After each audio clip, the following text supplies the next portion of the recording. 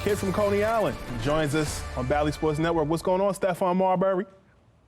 What's going on, bro? Thanks for having me on your show. Of course, man. Calling in from China on his way to practice. What's it like in China? Yeah. It's good. It's good. Everything is good here. No cases, mask free. I'm vaccinated, so I'm cool.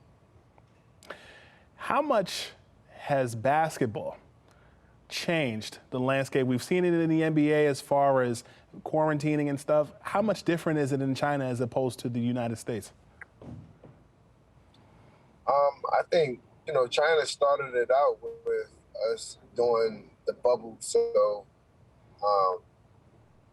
this year, we're going to be going back to home and away, hopefully. I mean, it hasn't been released yet, but the goal is to go back to home and away, which is a big step because, we played the last part of before the pandemic started, we played the last part in the bubble, and then last season we played in the bubble, which was a big challenge, just like everyone else. But I think the normalcy now is getting back to just the life, and then now basketball is getting ready to start back up where it has the normalcy. Steph, your documentary, A Kid from Coney Island, was produced by Kevin Durant's 35 Ventures, and I feel like a lot of folks got to know you in a way that maybe they didn't understand before. People talk about the eating the Vaseline. People talk about just your erratic behavior. You and I have talked about that off here. What is the craziest thing that someone reached out to you and told you they learned about you that they didn't know from watching your documentary?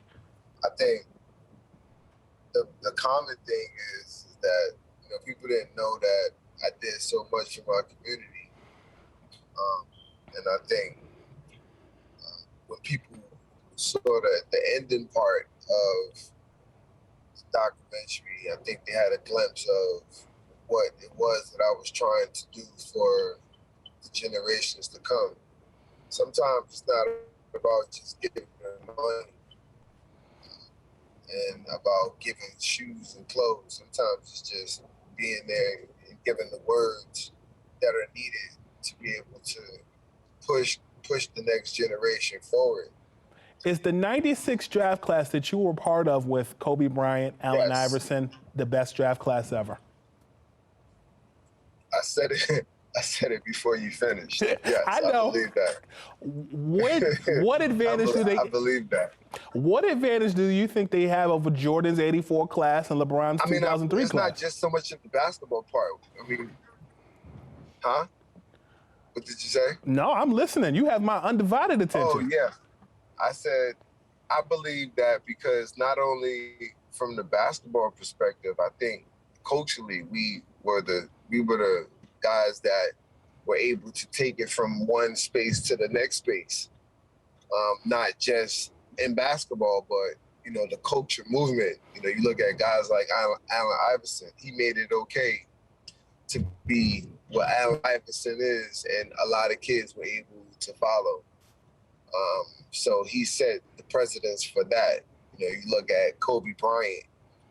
I mean, all over the planet. He became not just an icon, but he became a spirit amongst basketball players. So, and then when he leaves us, you can see the manifestation of who he was as a basketball player and as a personality. You look at Steve Nash. I mean, a Canadian-born basketball player that basically came into a league in America that showed tremendous amount of emph of who he was and what he was gearing up from when he was younger. It took some time as he got into the NBA, but it became a two-time MVP back-to-back, which was phenomenal. I mean, there's some, arguments about him winning back-to-back, but he won it. Ray Allen, critically acclaimed the best three-point shooter or one of to ever do it. You know, Reggie Miller's, Steph Curry. I mean, you got so many different guys who have extended in, areas where, a lot of, players never reached, and I think, it's a longer list. I mean, you got a variety of guys. I mean, the depth of the class is pretty phenomenal. Steph, you and I have talked in the past about the movie He Got Game, Spike Lee's movie, and many people say it's loosely based off your life. You kind of in the middle with it. What portion? I'm not in the middle with it. So is it you or not? Yeah, that's all me. Spike Lee came to me to ask me to do the movie, and I told him that he wanted me to audition for the part, and I told him that I wasn't auditioning to be me. That's basically what happened. And then, I mean, it's in my school.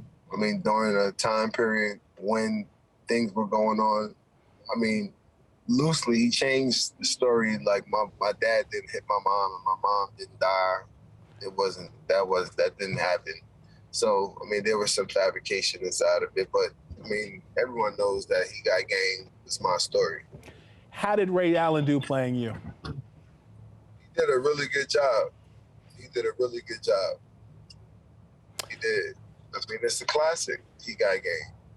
If you were to put a He Got Game sequel and someone was playing you at this point, who would play you now, and what would your life be in that movie at this point?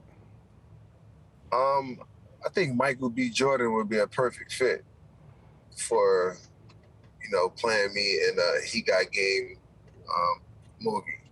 I think he fits the character build of what went on, and I think it has so many different layers to it now. Whereas there's another book. So the first book of my life playing basketball, that's done with.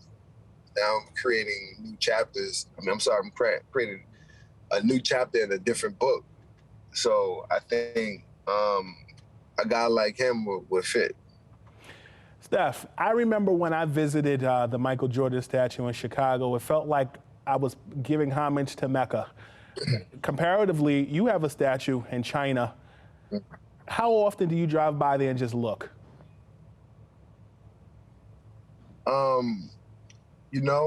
When my statue was erected in 2012, I was blessed with the pleasures of being able to drive to the game to see it every day. So every time I would go to the game, I would get energy from seeing it when I drove past to go into the stadium. So to be able to be playing and have a statue, that's all God's doing and powering you up and showing you how real He is and what He can do. And I try to tell people that, like, it's a difference when you retire and you get a statue. But while you're playing and you get a statue, it's a whole different movement. And I got 2 statues. So I got one where we play at and I got one where we practice at. So, I mean, it was an amazing feeling during those times and being able to experience that. It's crazy. I drive past my museum on the main road in China, and then I drive past my statue to be able to speak and talk about that. I'm just deeply humbled and blessed to be able to have accomplished such.